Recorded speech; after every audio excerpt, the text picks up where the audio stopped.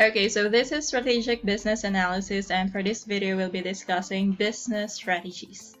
Okay, so we have here an article from smallbusiness.cron.com, the importance of business strategies. So essentially what we're going to talk about is why business strategies are important in order for businesses to succeed. Okay, so from the previous videos, we've already said that for a business to succeed, they would need to ensure that they've already done the feasibility study, proving that their product or service is actually feasible or that there is an existing market for that particular product or service. Okay, kasi yun naman talaga yung pinaka-main point. If you're going to sell a product or a service, you have to make sure na merong bibili niyan. Okay, and you also have to know the particular needs of your audience or your targeted customers. Okay, and you also have to ask at what price range are they willing to buy the particular product or service kung wala pang existing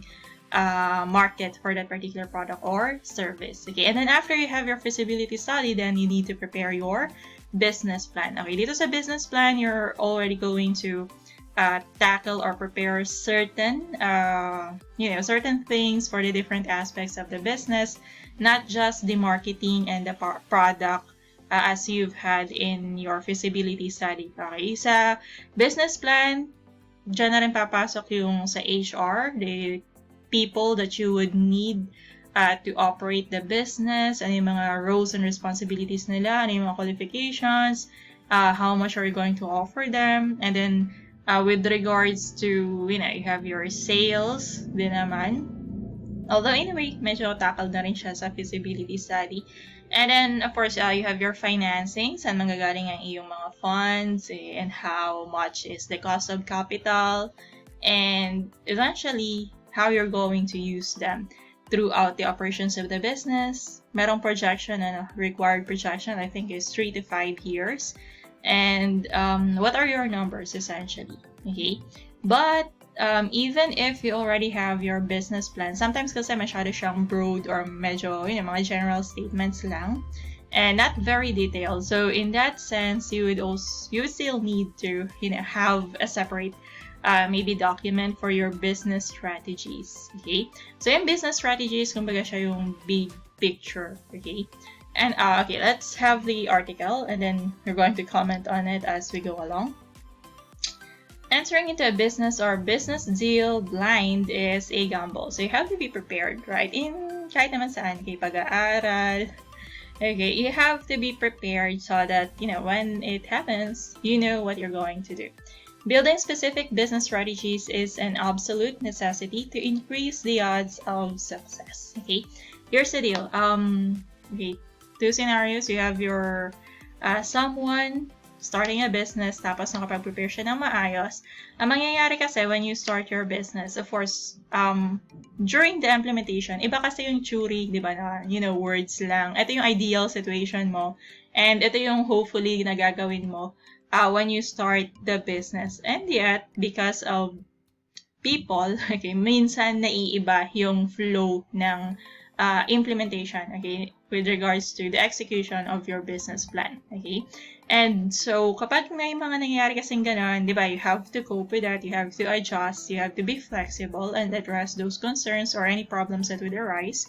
Ngayon, if you've had your business strategy or if you've had ample preparation, edi in a way, di ba, yung tipong napo-foresee mo na what if ganito yung mangyari, paano pag nagkaroon ng problems with regards to the people you've hired, what if they expect more, what if they do not want to be held responsible for so many things, di ba? Yun yung one of the problems kasi pag sa startup, yung mag-hire ka ng kakunting tao tapos minsan masyadong madami yung naiibigay mo sa kanilang roles and duties and responsibilities na minsan, di ba, hindi naman tawag dito, hindi acceptable, medyo naging kind of toxic siya. So in that sense, you have to be aware of the possibilities, okay? Hanggang saan ba yung kayang tanggapin ng isang worker or hanggang saan ba talaga yung capability ng isang ordinary worker, okay? And then, of course, aside from hiring people, andun din yung possibility na in your business plan, you've had this pool of suppliers na pwede mong pagkunan ng materials, tapos meron ka din mga estimated prices for the materials. And yet, kapag ando na, implementation, di ba, I have to be, again, flexible. In any case na, let's say, meron pala silang mga minimum number of orders na requirement, let's say bulk orders, tapos minsan, of course, price adjustment, minsan tumataas due to inflation, ganyan. And then sometimes they also offer din naman yung, what do you call this? Tiered pricing. Kapag ganito karaming binili mo, medyo mas mababa yung cost. Kapag mas dinamihan mo pa, mas mababa pa yung magiging unit cost. Okay? So, meron mga ganon. And you have to take into account yung mga ganong possibilities. Okay? And of course, pwede namang hindi na possibility. Pwede i-check mo na agad beforehand, before you even implement the business. Okay, and then for example, sa marketing naman, of course, what do you call this? Masyado kasing optimistic ang mga tao kapag sila ay nandun na sa stage ng after ng feasibility, medyo optimistic yung ginagamit nila na variables. So, kapag nagtatanong kasi sila sa mga tao, normally kasi talaga naman, kapag nag-conduct ng survey, pag tinanong ka, bibili ka ba ng ganitong product? How often? At what price would you be willing to buy them? Normally, merong mga tao na iba yung sagot sa actual na ginagawa. Okay, so sometimes the results of the feasibility is skewed, and then yung results din na nagiging business plan, you're basing your business plan dun sa results ng feasibility mo. So sometimes, meron talagang gap yung business plan mo saka yung reality. So you have to be aware of those things and willing ka na mag-adjust for the reality na may experience mo kapag in-establish mo na talaga or sinimulan mo na yung business. Okay? And so again, preparation stage, kailangan dun pa lang na-address mo na siya or na-foresee mo na siya. Okay? For example, what if hindi umepek yung ganitong type of marketing strategy? So, you have to have, plan A, plan B, plan C, plan D. Okay, pagdating sa marketing, especially marketing, kasi ito yung, penetrate ka ng market, i-entice ka ng customers na bibili ng product or services nyo. Okay? And then aside from the marketing, you also have your sales, of course, production. You have that already. And then other factors, yung mga tipong accounting, pahuli na yan eh. Almost pahuli na yung pag-establish ng accounting. Kasi minsan, normally, yun ang mismo owner ang, nagmamanage kasi ng funds. So, yung numbers sila na rin yung nagmamonitor talaga. Kasi, funds, they needed to ensure na nagagamit ng maayos or hindi nasasayang yung funds. Okay? Ayan. Or they could probably have friends who could do the numbers for them. Okay? And then, on the other hand, second is yung tao na hindi nag-prepare ng kahit ano. Ang mangyayari kasi niyan, of course, the adjustment would take time. Pag hindi ka nag-prepare, it would take time before mo ma-analyze yung isang situation. If prior to that, hindi mo siya naisip before or hindi ka nakapag-muni-muni kung ano yung mga pwede mong gawin in that particular situation. So, that would eat up your time. And sometimes, time is very precious kapag start-up ka. Yung, let's say, may mga customer complaints, tapos hindi mo alam kung paano mo i-handle, anong gagawin mo. Kapag hindi mo kasi napag-isipan yung magiging response mo to that, sometimes yung mga consequences could be detrimental to the business and it could kill the business. So, that's why kailangan talaga preparation stage na napapag-isipan na siya. Tapos yung mga consequences is nawe-weigh na agad kung alin dito yung mas preferred na consequence, alin yung consequence na dapat mong iwasan. Okay.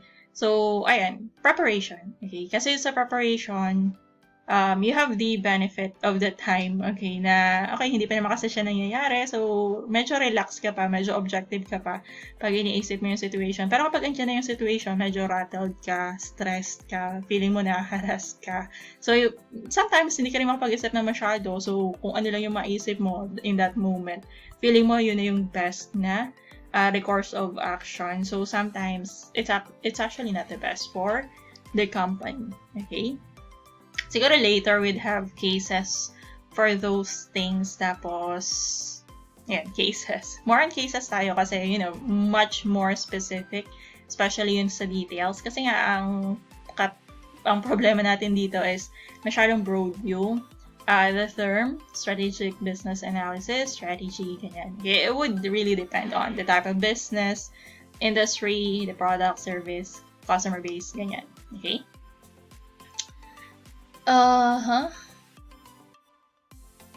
Importance of business strategy quickly becomes apparent. Strategies come in various styles. Many business owners will seek or hire outside consultants to assist with forming and carrying out strategy. So kapag meron namang, pera or enough fund ang isang business, then they can do this, okay? Ultimately, a sound strategy or a set of strategies that constantly evolve and improve is a path to a better business. Okay, so sometimes kahit nakapag-prepare ka na before mo i-execute yung business plan mo, before mo i-establish yung business mo, sometimes merong mga situations pa rin na magka-crop up na hindi mo na pag-isipan before. Okay, pero at least for all the other situations na napaghandaan mo, di ba, hindi na ganun kabigat kasi yung hindi na ganun ka-burdensome yung pag-iisip masyado. Okay? But still, meron pa rin mga cases na ganun. So, have to be ready. And in a way, yung pag-prepare mo kasi beforehand, parang na-practice na yung iyong mind process or yung thought process mo na alam mo na agad kung paano mo lalaroin yung isang sitwasyon. Kung ano yung dadaanan mo para yung goal mo, ultimately, business goals and objectives mo is ma-achieve mo pa rin. Okay? Importance of strategy. So, strategy answers the question about a business. How will it run? What is the market? How does the business compete against similar businesses? What is the profit model and profit potential? How much inventory? How many employees are needed to perform daily functions? So, ito some of the questions pa lang. Pero itong kaunahan, how will it run? This is already, very broad and overarching. All aspects of the business, okay? From the production, to sales, to hiring, to funding, to credit, to HR, okay, to all the activities other than production. So, yeah. Lahat-lahat na. Employee, welfare, satisfaction, customer satisfaction, marketing, sales, ayan. Lahat na.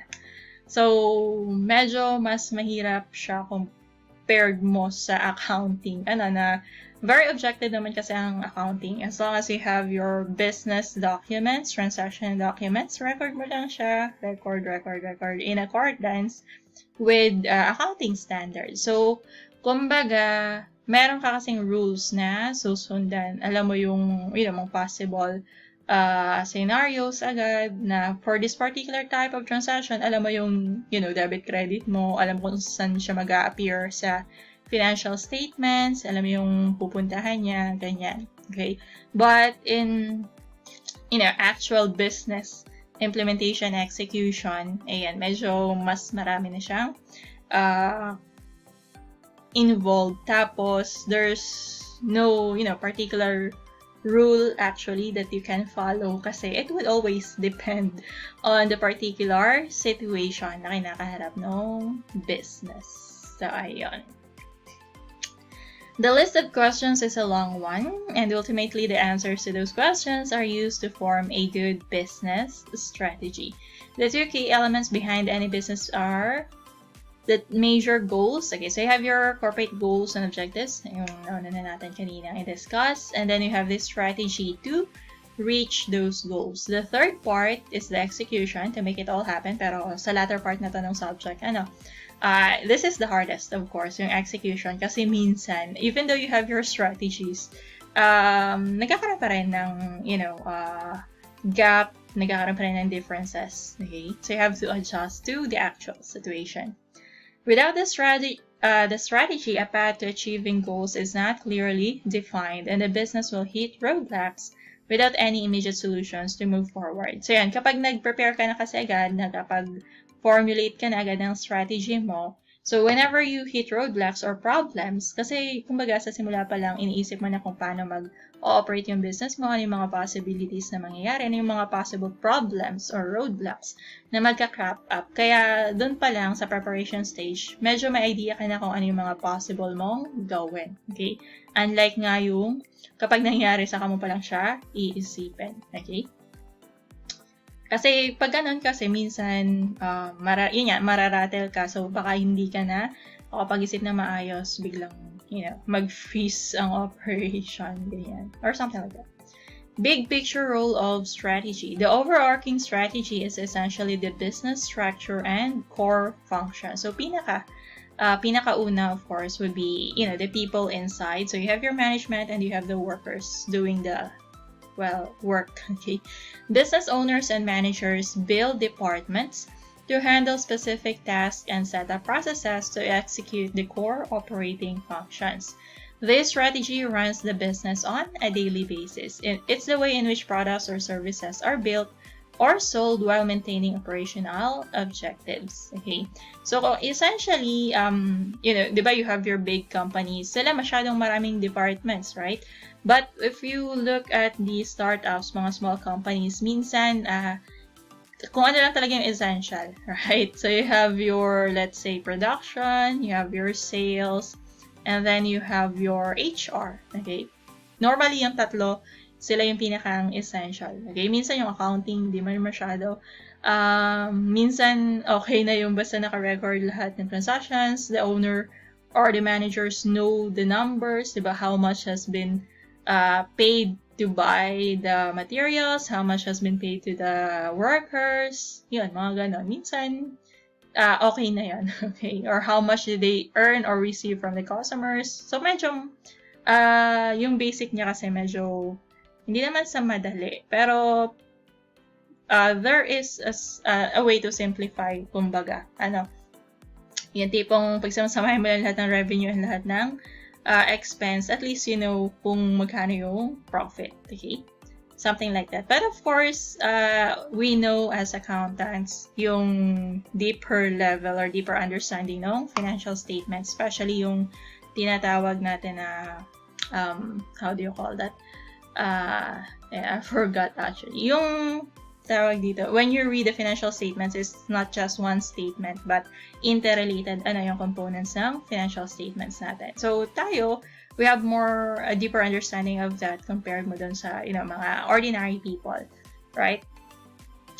Okay, after the big picture strategy is built, specific strategies are developed around each department and task. Ano yung mga specific strategies? How can the product improve for the production? Where can we penetrate new markets for the marketing? And then questions of this nature are constantly developing and contributing to a refined set of strategies. Okay, so kung ano naman yung mapili, hindi naman exactly mapili, pero again, depending on the capability ng business or ng kanilang funding, kung gaano karaming departments yung isa-set up nila from the beginning. Okay? Pero again, pag existing business naman, there's no problem. Okay? Maintain nyo yung number of departments that you have and make sure that they are operating efficiently and that they are providing all the benefits that they are supposed to give to the business. Okay? So I have here specific strategies. A few specific and common good strategies are hiring, okay, human resource, marketing, and then sales. Okay, hiring kasi of course you need the people who would work, okay, who would do the work, yung production, or who would provide a service, saka yung let's say how they're going to run the business. Okay, and then you have marketing. It's important kasi, diba, sila yung magpapasok ng customer sa business. Sila yung maghahanap ng customer. Okay. And then, of course, yung customer kasi, sila yung panggagalingan ng revenue ng company. Additional funds, right? Na, pagbili ng product or service, which is important to the business, right? And then, of course, sales. Kapag itong si marketing nakakuha na ng potential customers, it's important na itong potential customers na tayo is, ma-turn into actual customers. Other aspects of the business are often stabilized after the initial structural strategy is achieved. So yung hiring, marketing, and sales, always evolving, and they contribute to productivity and bottom line profitability. Okay. Again, you need your people, you need to find your customers, and then you need to make sure that those customers would buy the products or service. Okay. A hiring strategy is critical for reducing turnover and finding quality workers to produce productive employees. Okay? Medyo mahirap talaga siyang gawin. Kasi again, nandun yung gap, saka yung, mas marami ng, supply ng workforce compared to the demand. So, maraming applicants for just one position. Tapos, minsan, there would be applicants na, they would they would exaggerate yung kanilang capabilities. They would show themselves as very confident, very capable, very fluent. Okay, pero pag andyan na sa trabaho, minsan, ano ka na lang, kasi they are not functioning as you planned. So, sometimes, medyo mahirap talagang makahanap ng fit. Okay? Again, nandun pa yung gap pa lang ng supply and demand. Okay? Tapos, reducing turnover. So, sometimes yung paghahanap ng fit, that would affect the turnover. Kasi kung fit naman siya for the job, and you can do the duties and responsibilities, then more likely than not, hindi agad siya aalis. Pwede mo silang i-keep, pwede kayong magkaroon ng, long-term relationship.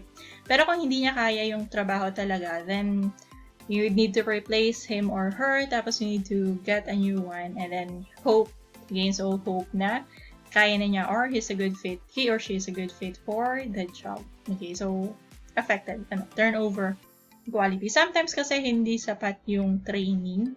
Kasi merong tao na kapag wala ka ng background or foundation ng particular skill or field na yon, kahit i-train ka, hindi mo maiintindihan yung nasa training. Okay? So, ayun.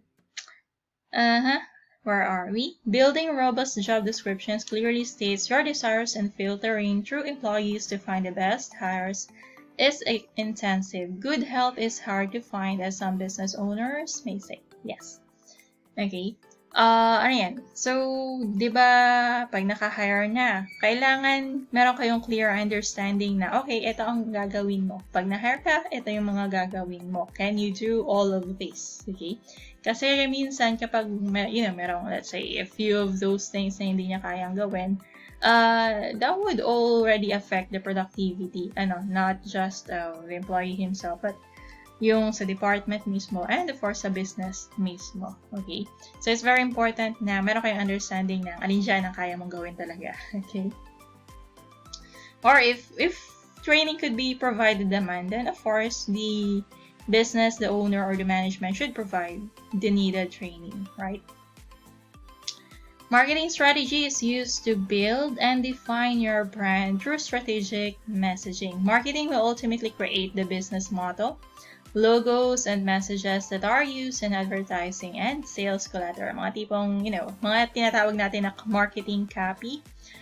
Logo, you have your slogan, you have your quotes and quotes, you have your motto, and then of course you also have, karamihan naman ng mga businesses ngayon, they already have online presence, so they need to post copies na tinatawag, marketing posts on various social media platforms. You have your Facebook, Instagram, Twitter, or kung ano man na social media platform ang pwede nilang gamitin or applicable sa kanila or appropriate nilang gamitin. Okay? So, marketing ang mag-handle nun. And they need a very defined marketing strategy on what they're going to do. Okay? Minsan yung color combinations, ganyan. And then, what are we going to include in the post? May logo ba? Ano yung color combination? May template ba tayo? Papalitan na lang ng words, papalitan na lang ng quotes or whatever. Okay? Mga tipong ganon. And then, of course, yung content din. What kind of image are we going to put out or show to people? Okay? Something like that. Right? Tapos yung engagement din with the customers, how are we going to engage them? And then, can we engage with other businesses or other posts, or can we go engage in political or societal issues? Something like that, alright? Wendy is, very popular with their marketing strategy on Twitter, on online, on Facebook, I think, as well, It's kind of unique, but, it's not entirely the best, but it's very eye-catching and very unique. That's why people always remember, Wendy's Twitter account.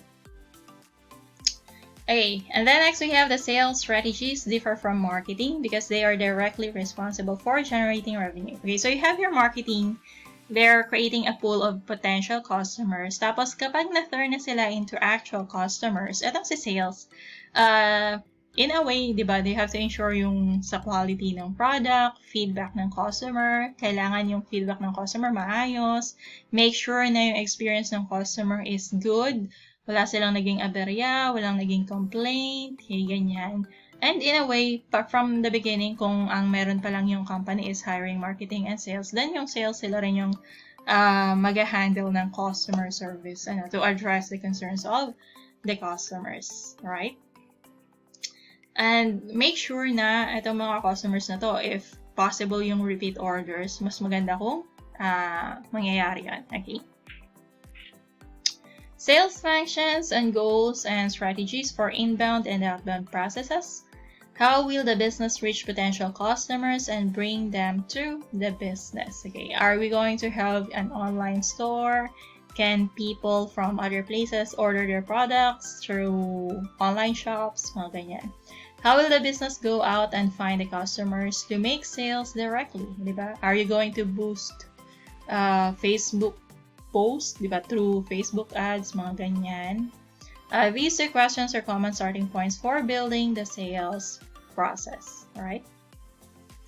The company can then build scripts for cold calling, train inside sales teams to receive and convert customers, and create outbound sales processes to get in front of customers and win their business. Okay, etong part na to medyo matrabaho tapos magastos, pero kung ang company ay properly funded naman at may pera talaga na pwede lang gastusin, then go ahead and do so, right? Madali naman kasi talaga na gumalaw ang isang business kung merong fund na sapat, okay? Pero pag medyo gipit, talagang hindi mo rin maintindihan kung ano ba talaga ang una nilang gagastusan, right? It's a competitive world, and a well-thought-out strategy is critical for both marketing and sales. So in a way, medyo, interrelated naman sila, marketing and sales. So they need to actually work together. Minsan, if you would, some businesses, merong mga businesses na the departments are against each other, mga nagpapalakasan or mga nagsisiraan, ganyan. It's not a good thing kasi first and foremost, you are part of the same company, the same business. So, it's important na nagtutulungan, give support to each other. Pero, normally, kapag meron kasing internal goals, internal system for rewards and punishments, minsan talaga nagkakagit-gitan itong mga departments na to, especially yung medyo interrelated. Minsan kasi kapag merong problema, tuturuan, hindi, dapat kanila yan hindi sa inyo yan, ganyan. Medyo mahirap. That's why it's very important pagdating pa lang kay HR. Talagang well-defined, saka yung merong line of separation na, okay, hanggang dito yung sa inyo na responsibilities, pagdating dito sa kanila. Okay? So, it's very important na masettle yun from the beginning para hindi nagkakaroon ng mga arguments or mga pagtatalo. Ganyan. Okay, and then itong example lang ito, nung specific strategy na pinrovide dito. I think this is the last part of this one. Pricing strategies, even though the concept of pricing strategy sounds easy, it is actually quite complex. Kasi later on, we would be discussing the different pricing strategies. Medyo marami siyang types. Hindi siya yung simple lang na cost, tapos dagdagan mo ng margin, yun na yung market price, or The other one is kung ano yung prevailing market price sa market, siguro either babaan mo lang ng konti para makahikayat ka ng mas maraming customer, or taasan mo siya ng konti para magmukha ka namang high-end, okay, mamahalin, ganyan. Depending on the price strategy na gustong gamitin ng company, okay? So it's very complex actually. So sometimes psychology would have to play a role, di ba, yung sa mga online products. Even naman sa mga physical stores, di ba, sabi nila yung mga $0.99, $1.99, or 99 pesos, di ba, less than 100 pesos, ganyan. 999, wala pang 1,000, ganyan. Okay, and then many businesses have a set it and forget it mentality, but those who test and price products based on their market can better maximize sales and revenue. Okay, sometimes magandang mag-trial ng pricing strategies on a small scale. Kapag kasi large scale, medyo mahirap mo siyang palitan. Okay, pag let's say, hindi pala effective itong ganitong pricing strategy, let's change it. Kapag siya ay, large scale, medyo mahirap. Magiging questionable, tapos magkakaroon ng probably resentment from your other customers, right? Yung tipong, bakit kami binili namin last week? Mahal. Tapos ngayon, binabaan niyo yung presyo. Why? Magkakaroon ng resentment. It's not as if madaling ibalik yung pera nila or madaling mag-process ng refund, right? And so, mas maganda pag magta-test out ka ng pricing strategies, small scale lang muna, okay? In some cases, that means pricing above the median market to distinguish the brand. Ito yung mga mamahalin. Kunwari ay high-end, kunwari ay quality ang kanilang mga products. But, when you think about it, halos ko pareho lang naman yung other brands. It's just, their brand reputation, ganyan. Pero ako kasi, personally, I'm all about function lang ng product. As long as nagagamit siya ng maayos, I don't mind whatever the brand is and what the price is. Pero of course, more on sa mura or worth the price, of course. In other words, it means acquiring inventory in bulk and pricing below the market. Okay, ito naman yung opposite, bibili ng in bulk kasi pag in bulk, andyan yung mga discounts, so mas makakamura ka. And since nakamura ka, so pwede mong babaan yung price niya compared to the rest in the market. Okay? So, kapag ikaw yung, lowest price, kumbaga sa Shopee, merong tatak na lowest price guaranteed. So, in a way, makakatra ka ng customers. Okay? Kasi yung ibang stores, mas mataas yung price. So, syempre, makatipid. So, pwedeng sa'yo pumunta sila. Okay, pricing is tightly associated with the brand and how that brand is portrayed and received by the consumer. So, from the beginning, kailangan mo na mag-isip, anong gusto mo ba? Targetin ang masa, so low price, or targetin ang mga mayayaman at may datong, so high prices ba ang isa-set mo for your particular goods or products or services. Okay? So again, these are very broad. Again, it would depend on the particular situation and needs and wants ng management or owner ng business kung anong strategy niya ang gagawin. There's no right and wrong strategy. Most of the time, nasa execution siya, okay, and how well it's going to be received by the audience or the potential customer. Kasi merong times na, okay, gumana naman, ginamit nitong company A, gumana naman siya, maayos naman, naging profitable yung kanilang activity, pero ginamit din ni company B, pero bakit ganun? Bakit nag-backfire? Bakit mas marami silang tatanggap na customer complaints, ganyan, okay? Mga low star review ratings. Okay, so there are other factors that might have affected the results. And again, mostly it would be about the execution. Okay, so that's it for this one. Again, we've had a strategy, and then next video we'll be discussing good corporate strategy. Tapos yung kasunod, strategic planning naman. Okay, so that's it for this one. Thanks and bye.